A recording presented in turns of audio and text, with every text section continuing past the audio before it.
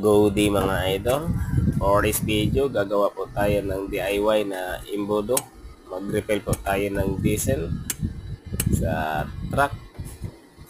Yan po. Dagdagan lang po natin yan ng 20 liters isang container para ma-full tank siya mga idol. Kailangan kasi ng i-full tank. Kaya, ayan, ni-refill ko na lang ng 20 liters. Yung ginawa ko na pang imbudo mga idol, si Parlins, tapos tinukuran po ako ng J-pipe.